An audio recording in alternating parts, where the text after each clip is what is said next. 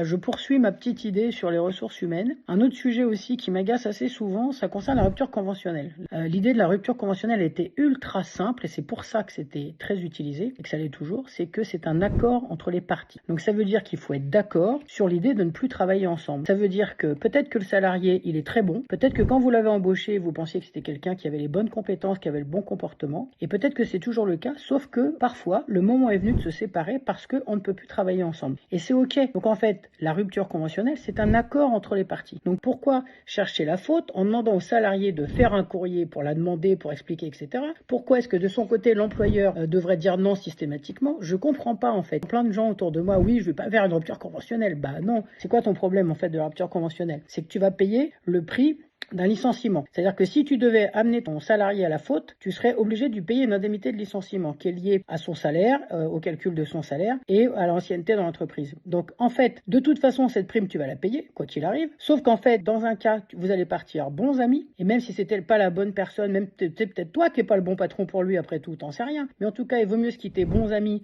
et que les gens continuent de faire leur vie avec bienveillance et avec sérénité, plutôt que de partir en guerre. Parce qu'un licenciement, c'est violent. C'est violent pour le salarié, mais c'est violent pour le patron. Donc arrêtez d'essayer de faire de la violence. Et après, le grand principe de dire « Oh, bah, on va pas lui donner une rupture conventionnelle pour qu'il touche Pôle emploi ». Mais en fait, c'est quoi ton problème, en fait? Tu gères ta boîte ou tu gères Pôle emploi? C'est pas ce que les patrons vous avez à ne pas vouloir faire de rupture conventionnelle. Réfléchissez, en fait, au gain que ça a. Je sais pas, réfléchissez 2 secondes quand même. Vous savez ce que ça coûte un avocat? Ça va vous coûter 2 ou 3 000 euros. Donc de toute façon, ça vous coûtera au moins aussi cher de licencier les gens. Donc réfléchissez 2 secondes. Voilà. Donc en tout cas, moi, je suis une pro de la rupture conventionnelle, vraiment. Je suis surtout une pro de l'amitié et l'amour dans le monde, en fait. Donc si au niveau des relations professionnelles, on peut arrêter de s'arracher la gueule et de se faire du mal, bah vraiment utiliser la rupture conventionnelle, quoi. Allez, à plus tard. Ciao, bye.